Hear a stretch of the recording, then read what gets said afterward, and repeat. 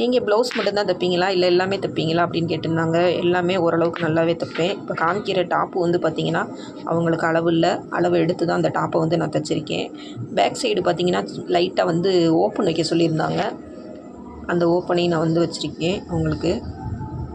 எல்லாமே ஓரளவுக்கு நல்லாவே நான் தைப்பேன். ஏன்னா வந்து என்னுடைய அடிப்படை வேலையே வந்து டெய்லரிங் தான் அப்படிங்கிறதுனால எல்லாமே நல்லாவே தைப்பேன்.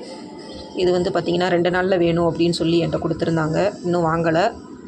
நம்ம தைக்காமல் போட்டு வச்சுருந்தோம்னா அவங்க கேட்டு வந்துட்டாங்கன்னா வந்து என்னென்ன சொல்லுவாங்க. இப்போ நம்ம தைச்சி ரெடியாக வச்சுருக்கோம், அவங்க வரல.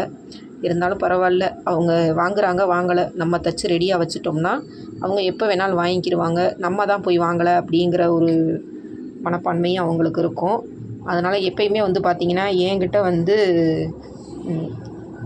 லேட் ஆக்குறாங்க அப்படிங்கிற ஒரு குற்றமே வராது. சொன்ன டயத்துக்கு வந்து கொடுத்துருவேன். அதே மாதிரி பார்த்திங்கன்னா உங்களுக்கு என்றைக்கு வேணும் அப்படின்னு நான் கேட்பேன். அந்த கிழமைகளில் சொன்னாங்கன்னா அந்த கிழமைகளில் நான் தைச்சி வச்சுருவேன். அவங்க வரமாட்டாங்க.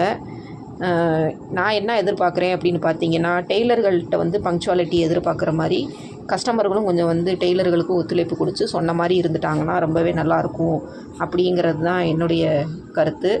நானே அளவெடுத்து தைச்ச டாப்பு வந்து எப்படி இருக்குது அப்படிங்கிறத கமெண்டில் சொல்லுங்கள். என்னுடைய வீடியோ உங்களுக்கு பிடிக்கும் அப்படின்னு நான் நினைக்கிறேன்.